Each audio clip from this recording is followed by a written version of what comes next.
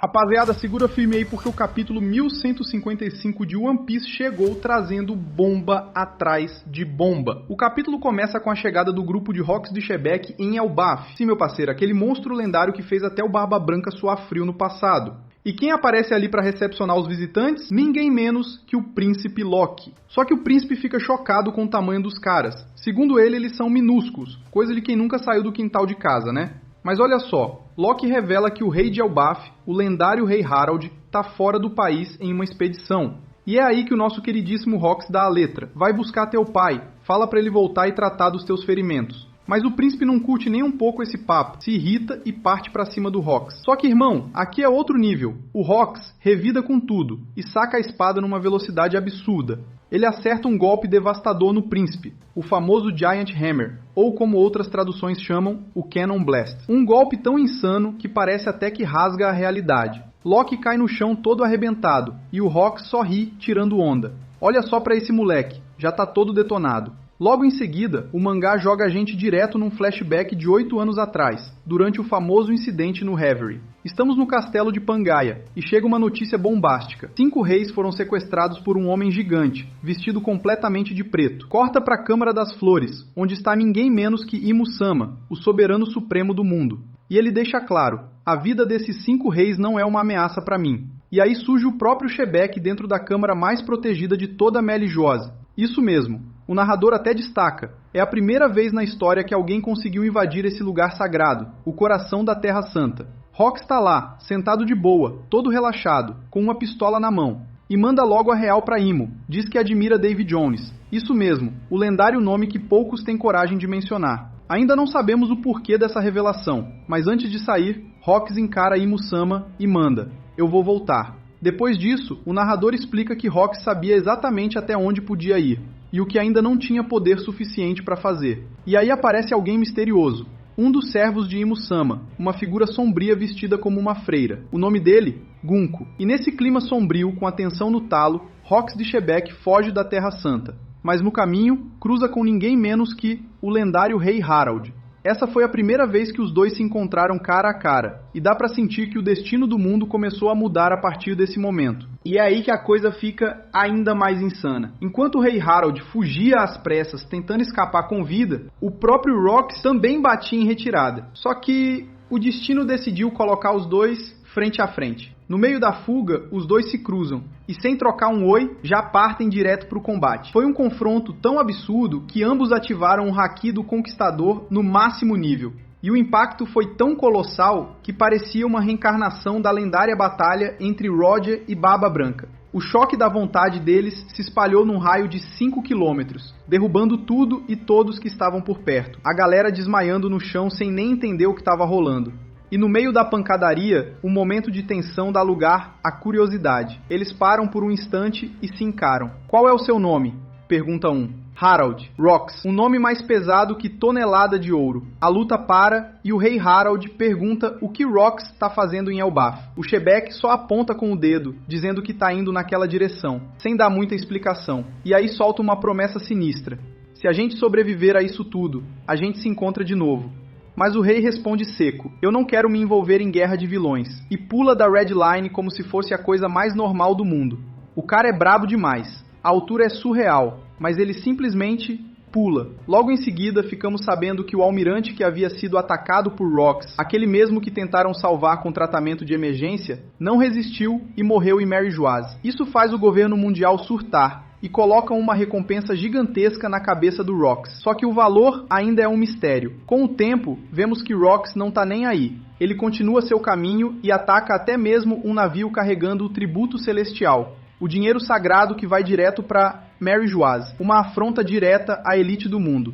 E não para por aí. Um dos Justice Gates, os portões sagrados da justiça, é completamente destruído por ele, só para garantir a própria fuga. A cada passo, ele deixa um rastro de caos. Com grana no bolso e um navio novo, Rox de Shebeck inicia oficialmente sua vida como pirata. E nos anos seguintes, seu foco é direto: Ele caça navios de piratas, mas não por vingança, e sim para recrutar tripulantes. É então que ficamos sabendo. Rox participou do lendário Davy Back Fight, aquele torneio onde piratas apostam membros da tripulação, e foi assim que ele começou a montar sua gangue de monstros. Mas detalhe, ele ainda não chamava seu grupo de tripulação pirata. Para ele, aquilo era mais uma gangue de vilões, um bando de seguidores sem nome, leais apenas à sua força e sua ambição. Depois de mostrar todo esse passado sombrio e violento de Rox de Gebec, a história volta para o presente, direto para o castelo de Elbaf. E lá, o príncipe Loki ainda está de cama, se recuperando dos ferimentos causados pelo próprio Rox. Só que agora, ao lado da cama, está o rei Harald. Sim, ele voltou da expedição assim que soube que o filho estava ferido. O príncipe até fica surpreso, meio em negação. Ele voltou? Por minha causa? Ele não quer acreditar, mas no fundo tá emocionado. O rei só dá aquele puxão de orelha básico. Para de se meter com o submundo, Loki. Isso só vai te trazer mais ferimentos. Mas aí, o clima muda. Rox de Gebec invade o castelo de Elbaf mais uma vez, e dessa vez não vem sozinho. Traz junto 6 dos seus companheiros, que parecem ser monstros em forma de gente. E então ele encara o rei Harald e solta. Você foi rejeitado pelo governo mundial. Então por que não se junta a mim? O convite tá feito. Agora resta saber.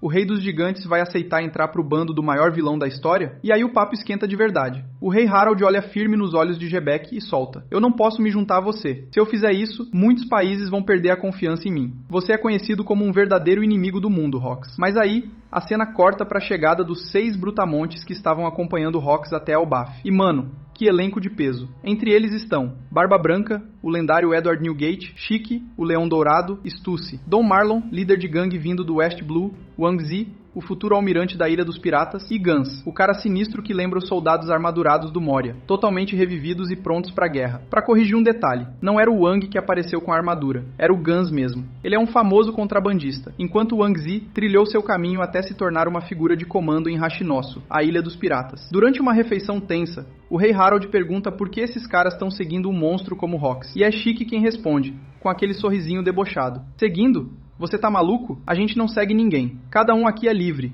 A gente só caminha na mesma direção. Nesse papo, eles entram no assunto da Ilha dos Piratas, também conhecida como Hashinosu, um lugar infernal, usado por vários reinos para despejar criminosos que eles não conseguiam mais controlar. Literalmente uma lixeira humana. Barba Branca completa dizendo que a ilha era totalmente inabitável, sem comida, sem estrutura, e quem era jogado ali só esperava a morte. Mas nos últimos anos, os criminosos que foram jogados lá começaram a se organizar, criaram facções, formaram alianças e de alguma forma sobreviveram. Só que segundo Rox, o nível dos criminosos lá é absurdo. Se você pisa naquela ilha despreparado, você é devorado.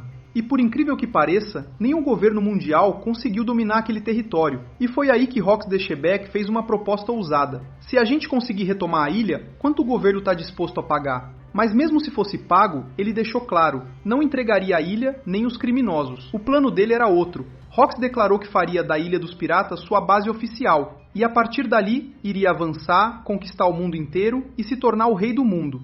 E mais uma vez, ele convida o rei Harald a se juntar ao seu lado. Se nós dois nos unirmos, ninguém vai conseguir nos parar. Mas o rei recusa novamente. Sou um rei, não um criminoso.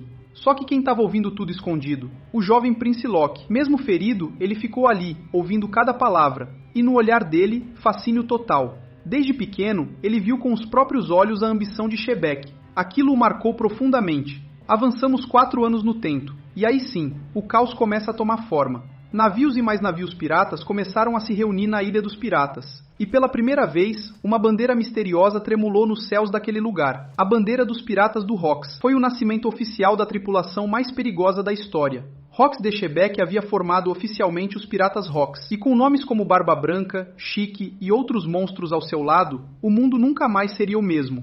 E com isso, encerramos o capítulo 1155 de One Piece, com uma verdadeira aula de história sobre o nascimento dos Piratas Rox e os primeiros passos da lenda viva, Rox de Gebec. Que personagem insano, mano. O cara é um verdadeiro demônio do mar. E antes de terminar, muito obrigado por assistir até aqui o vídeo. Não esquece de se inscrever no canal e deixar seu like para fortalecer o bando. Valeu demais pelo apoio de sempre. Se cuidem, fiquem com Deus. E nos vemos no próximo vídeo.